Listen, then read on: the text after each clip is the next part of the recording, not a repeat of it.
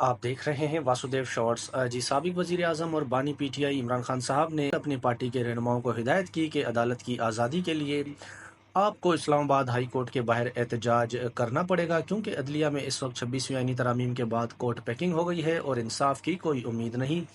ऐसा कहना था साबिक वजीर आजम का। पाकिस्तान तहरीक इंसाफ की खैबर पख्तूनख्वा और लाहौर की क़यादत जो है, उनकी बड़ी तादाद वहाँ पर मौजूद थी। वज़ीर आला अली अमीन गंडापुर भी इस्लामाबाद हाई कोर्ट के बाहर एहतजाज में मौजूद थे और वहाँ पर नारे लगे, इमरान खान को रिहा करो, फ़ौजी हुकूमत नामंजूर, मार्शल लॉ नामंजूर और फॉर्म 47 की हुकूमत नामंजूर, इस तरह के नारे लगे। और फिर बाद में पार्टी ने बड़ी कोशिश की कि कायम मुकाम चीफ जस्टिस जो हैं इस्लामाबाद हाई कोर्ट के, सरफराज डोगर साहब, उनसे मुलाकात हो जाए। काफ़ी तकोदो के बाद आखिरकार मुलाकात हुई और फिर ये मामला है कि इमरान खान की ज़मानत जो होनी है 190 मिलियन पाउंड में, जो पाकिस्तान तहरीक इंसाफ ने केस इस्लामाबाद में लगाया था जनवरी के महीने में, और ये पूरा तकरीबन आज मई चल रहा है, तो अभी तक केस जो है उसकी कॉस्ट लिस्ट जारी नहीं हुई और केस को प्रॉपर नहीं लगाया। तो आज तहरीक इंसाफ का एक थोड़ा सा प्रेशर ये भी काम कर गया कि इस्लामाबाद हाई कोर्ट ने कॉज लिस्ट जारी कर दी है और 190 मिलियन पाउंड में इमरान खान का जो ज़मानत का केस है अब 5 जून को लगेगा।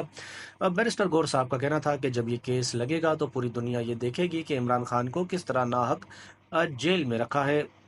उसके बाद फिर अलीमा खान साहिबा, उन्होंने भी मीडिया से बात की। उन्होंने तो एक पेशकश ही कर डाली और कहा कि गिव एंड टेक कर लेते हैं। हमें धमकियां दी जाती हैं कि आपके भाई को जेल में ख़त्म कर देंगे, आपकी गाड़ी का एक्सीडेंट हो जाएगा, आपकी गाड़ी उल्टा दी जाएगी। वो कहती हैं कि हम आपसे नहीं डरते और आप भी हमसे नहीं डरें।